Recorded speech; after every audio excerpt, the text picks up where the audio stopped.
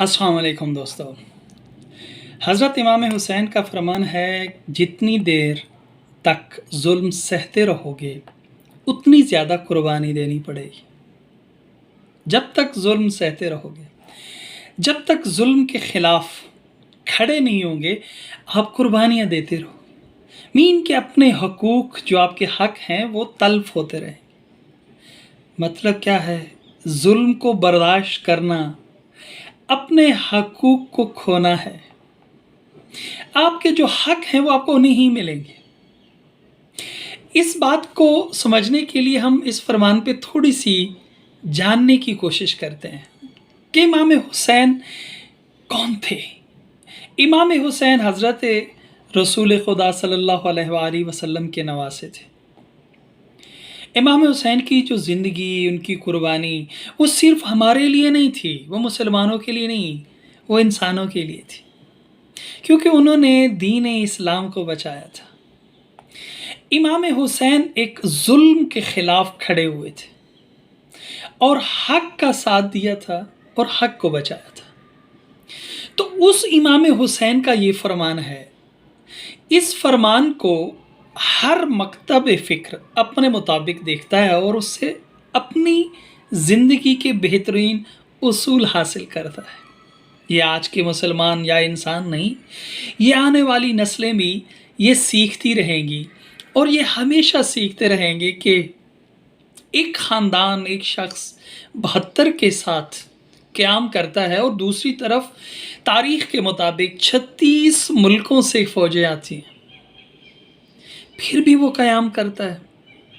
फिर भी उसने क़याम किया, हार नहीं मानी, खड़ा रहा, यहाँ तक कि शहीद हो गए और उनके अहलो अयाल किस कदर उनके ऊपर मज़ालिम हुए, फिर भी वो डटे रहे और हक़ की जीत हुई। आज हुसैन हुसैन है। जहाँ भी जाएंगे आपको इमाम हुसैन का ही नाम मिलेगा, उन्हीं के फ़रामीन मिलेंगे, उन्हीं के ही लोग फॉलोअर मिलेंगे। वो आखिर हमारे लिए उनके फ़रामीन, उससे हम क्या सबक ले सकते हैं, हम क्या सीख सकते हैं? क्या है वो चीज़? किस चीज़ को बचाया था इमाम हुसैन ने? वो कौन सी चीज़ थी जिसके लिए उन्होंने क़याम किया था? वो क्या था जिसके लिए रसूल ज़ादियाँ कैद हो गईं, उन पे इतनी तकालीफ़ गुज़री? क्या मकसद था? वो मकसद इस फरमान में छुपा है जिसको मैं अब अर्ज़ करने लगा हूँ कि जुल्म को जब तक सहोगे, जब तक जुल्म सहते रहोगे, जब तक, तो आप अपने हकूक़ खोते रहोगे, आपके साथ ज़्यादती होती रहेगी, आप अपने हक़ से दूर होते जाओगे क्योंकि आप जुल्म को सह रहे हो। अब देखिए, इमाम हुसैन की ये जो कुर्बानी है, ये आम कुर्बानी नहीं, ख़ास मकसद के लिए थी। वो मकसद था इस्लाम, वो था दीन इस्लाम। और दीन इस्लाम कौन लाया, हम तक पहुँचाया? हमारे आखिरी नबी हज़रत मोहम्मद सल्लल्लाहु अलैहि वसल्लम ने, जो रहमतुल आलमीन हैं। और उन्होंने कहाँ से हम तक पहुँचाया? अल्लाह से, वही के ज़रिए कुरान का नाजिल हुआ, कुरान की वही हुई। और वो कुरान वो इलाही किताब है जो हमारे प्यारे नबी ने हम तक पहुँचाई, और वो ही मुहाफ़िज़ हैं, हमारे प्यारे नबी मुहाफ़िज़। फिर उनके बाद असहाबे कराम, अहले बैत, अइम्मे मासूमीन, सूफिया, औलिया, उलमा, हम सब मुहाफ़िज़ हैं। हम सब ने हिफाजत करनी है, हम सब ने कुरान को बचाना है। कुरान की सालमियत, कुरान की डिग्निटी, कुरान की कदर, उसको खोने नहीं देना।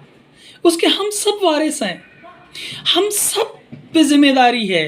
अगर हम में से कोई भी कोताही करेगा, कोई भी थोड़ी सी कोताही करेगा, उसको on the day of judgement जवाबदेह होना होगा। अब मैं ऐसे कोई जज्बातियों की ये बात नहीं कर रहा, ये हकीकत है कि कुरान जैसी किताब नहीं है।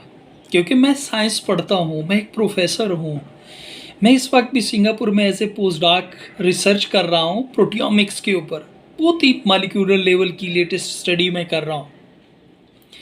मैं हैरान हो जाता हूँ कि कितने परफेक्ट असूल इस अल्लाह ने बनाए हैं मॉलिक्यूलर लेवल पे। मैं हैरान होता हूँ किस तरह से कनेक्टेड, और कितनी मुश्किल है इसको समझना कि इंसान दंग रह जाता है। یہ سب اصول، یہ معرفت خدا کے قریب جتنے آپ ججمنٹ کرتے جائیں گے آپ اللہ کے قریب ہوتے جائیں گے، اور یہ اصول جتنے آپ رکھتے جائیں گے آپ اتنی انسانیت کی فلاح کے لیے، انسان کی بھلائی کے لیے آپ کام کرتے جائیں گے۔ یہ جتنے بھی ادیان ہیں ان سب میں سپر دین اسلام کیوں ہے؟ وہ اسی لیے ہے کہ اس دین اسلام میں، اس قرآن میں رہتی انسانیت تک، جب تک انسان ہے تب تک انسان کی بھلائی ہی چھپی ہے، بھلائی ہی چھپی ہے، بھلائی ہی چھپی ہے، اور معرفت خدا بھی ہے۔ جتنا آپ اس کو پڑھیں گے اتنی معرفت خدا ہوگی۔ اب جیسا کہ میں نے ایگزامپل دی آپ کو کہ میں مالیکولر لیول تک کام کرتا ہوں، اور اس میں آج کل ہم جو ڈھونڈ رہے ہیں وہ مثلا اینٹی ڈینگی وائرس کی ہم کوئی دوائی ڈیزائن کر رہے ہیں، اسی طرح سے کووڈ کے اگینسٹ ہم دوائی کی ڈیزائننگ کر رہے ہیں، دنیا کے بیسٹ سائنٹسٹ جن کے ساتھ ماشاءاللہ میں کام کر رہا ہوں، تو مالیکولر لیول کا کام ہے۔ یہ کام، یہ فرائض ہمارے بھی اتنے ہیں as a Muslim, as a مسلمان ہم کو بھی کرنا ہے۔ ہم کو بھی وہ اصول پرکھنے تھے، پرکھنے ہیں، پرکھنے ہوں گے جو انسانیت کی فلاح کے لیے ہوں۔ سوال یہ پیدا ہوتا ہے کہ یہ ساری چیزیں کیا قرآن میں ہیں؟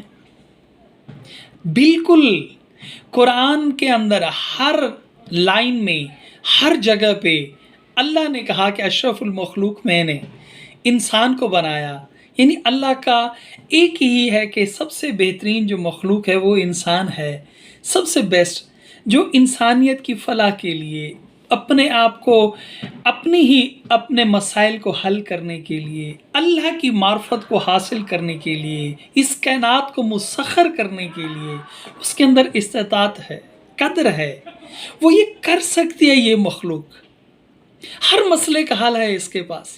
اب جو بھی مسئلے کا حل جس قوم کے پاس ہوگا وہی قوم سپر قوم ہوگی، وہی قوم دنیا پہ راج کرے گی، وہی قوم، اسی کا ہی کہنا مانا جائے گا، اسی قوم کو ہی لوگ فالوور ہوں گے۔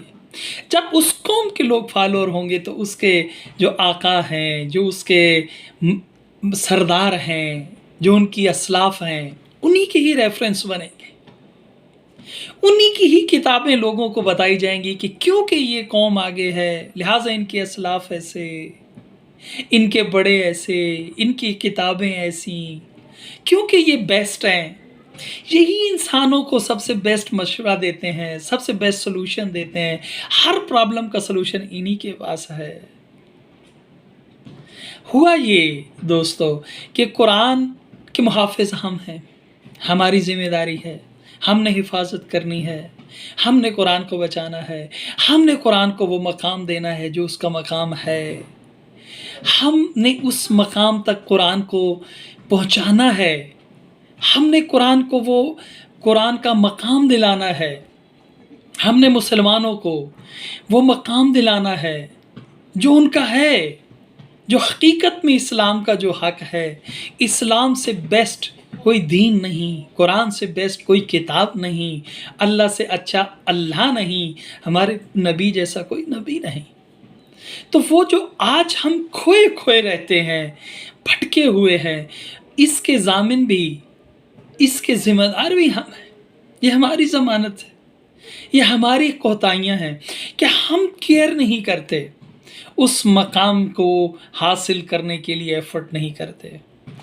دوستو، حضرت امام حسین کی اس فرمان میں کلیئر یہ ہے کہ جو مقام اللہ کا ہے، اللہ کے نبی کا ہے، اللہ کے قرآن کا ہے، ہم لاکھوں بار کہتے رہیں نہیں جی ہمارے اندر ہے، لیکن ہم نے دوسری دنیا کو تو بتانا ہے۔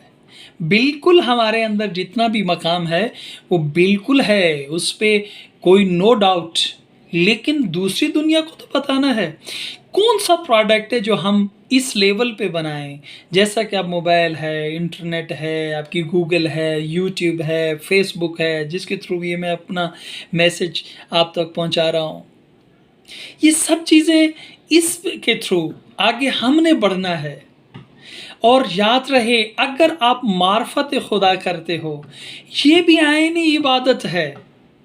اگر آپ کوئی بھی کسی بھی مسلمان کا کسی بھی انسان کے لیے کسی کے لیے بھی کوئی دوائی بناتے ہو، کوئی اچھا رول بناتے ہو، کوئی معاشرتی اصول بناتے ہو، تو وہ بھی عین عبادت ہے۔